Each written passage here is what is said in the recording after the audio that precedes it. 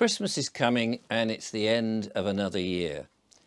And it started to make me think back to events that have happened over the year and what do I think about it. And then that made me think of wider things in the world. And I thought, do you know what? We seem to be on a path in which we're accepting a whole load of old ideas that may not necessarily hold water anymore, and that perhaps it's time to think again, or even have a truce. What do I mean by that? Well, I was reminded, somebody sent me an email, thank you very much, of a message to the world that was given by Al Gore. Remember him? Back in December 2009. And he basically said that the North Polar Cap was going to disappear within the next 5 to 7 years, and that we would be a fool, thanks to global warming, if we were to ignore it.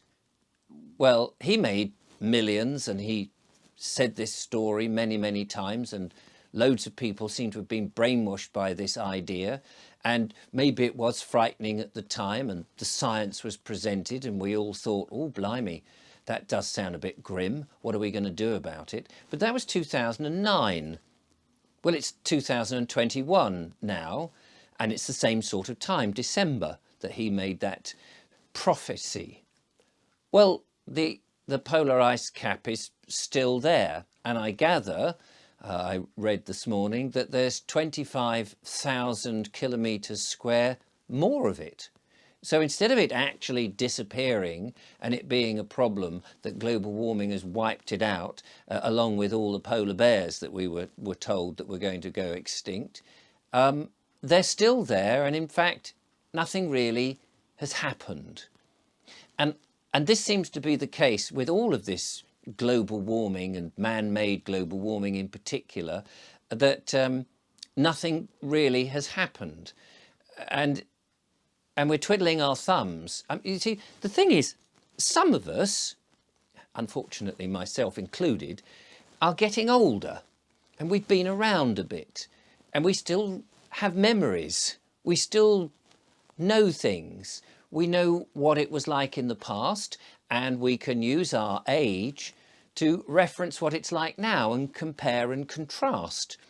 And actually, you think, well, to be honest with you, not much has changed. Yes, there might be a little bit, it might be, winters may not be quite as harsh recently as perhaps they were, but I do remember long summers, and I remember mild winters when I was young, as well as perhaps the snow-ridden ones.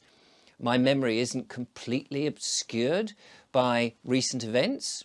I'm a relatively intelligent person. You may beg to disagree.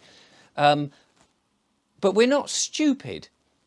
That some of these things that have been told to us, and this is a fact, it's coming down, it's going to happen, we've got 12 years to live, and then it's going to be a nightmare. The seas are going to invade and envelop towns and cities. I remember seeing pictures of London, supposedly up to its neck in water. Big Ben, just the Tower of Big Ben that the bell is in. Is it Elizabeth Tower? Poking out, and water everywhere. I don't really see that. That's not happened. So many of these catastrophic and apocalyptic events that were going to happen, that they said 10 years ago, 20 years ago, they haven't happened. And yet we're still being told that they will, and we're having huge decisions on our lives, and we're having things put upon us to prevent us from having an ordinary life. CO2 tax, I understand, the EU has now voted for in their unelected way of voting, so that everybody in the EU, thank God we're not in that, will be taxed according to how much CO2 they use, which is the most ridiculous idea. And of course, the elites in this country seeing a good thing of another way to exploit those people who are desperately trying to earn money, another way to tax us in a fearful way, will no doubt swallow the thing and make us pay up. Oh yes, did you go in your car today? And not only have you got road tax and the MOT and all the other tax systems on it that you're going to have, we'll put a CO2. What did you eat today? Oh, have you eaten a burger? Oh my goodness, we'll better put a tuppence on that then, because that's the cows produce methane, which is threatening the environment, and hence, you know, that's more to do with the CO2 and all of that. And of course they're going to leap on that. But I'm saying, wait a minute, hold on. All these things that are being put onto us that are preventing us from having an ordinary and everyday life, where's the basis for this man-made global warming? I'm not seeing it. I'm not stupid.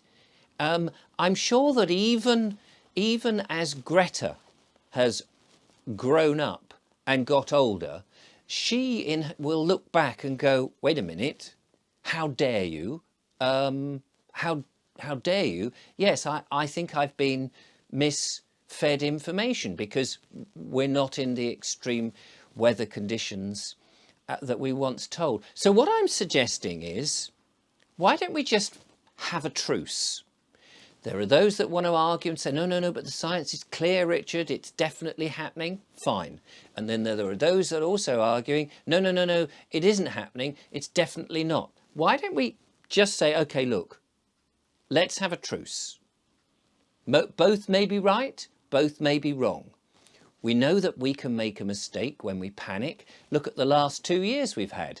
We went through this huge panic of locking people down during the pandemic, fearing that we were all going to die from this terrible disease or pass it on to older and more vulnerable people, and we all locked down, only to discover that actually there are more deaths happening now each week than there were during the pandemic, that of course the National Health Service is in a far worse state, and more people now, as a result of being locked down, are in desperate need, more cancer cases happening. There is the harmful effect from being mandated to have a jab that most of us didn't actually need, and particularly now we're jabbing babies that don't really need things. We're panicking, and when you panic you make mistakes. And we've learnt, have we not, that during that pandemic the government of this country, and probably countries across the world, made huge instant decisions, and the result of which we know were wrong. I don't blame anybody for making a panicked decision. We panicked when we thought that global warming was going to be a big thing. But time has passed. We don't need to panic anymore. We can see the evidence of it. I'm down on the south coast in England. I am quite near to the sea, and I do not have the waves sloshing through my house. I thought they were supposed to be doing that by now. And no, they're not. The models clearly were wrong. So I'm saying, let's have a truce. Let's start with a blank white page. Let's all have a look at the evidence a second time and have a look. Did we get the models all wrong? Perhaps we put the wrong information in. Maybe that's a generous way of saying it. And those people that modelled the stuff got muddled with their models. And maybe that's what it is, because we can clearly see that the events that were predicted haven't happened and actually are unlikely to happen. But if we start again and look at all the evidence, maybe we can come out with a more realistic idea of what's happening. We could look at the thermometers, the positions of those thermometers all around the world. Some of them are in cities where, when it warms up on a hot day, of course concrete will artificially increase the temperature, so we're getting perhaps the wrong measurements. We could, if we were to put an open mind to this, start all over again and start those models again and work out actually if what we've been living through and all the decisions that we've been making for the green agenda are actually as necessary as many people believe they are. Because I don't think they are, and I don't think the impositions that we're putting on ordinary people are anywhere near as necessary as they need to be. So maybe we should have a truce, start with a white page and start all over again and realise that perhaps what we've been doing for the last 12 to 20 years has been completely unnecessary.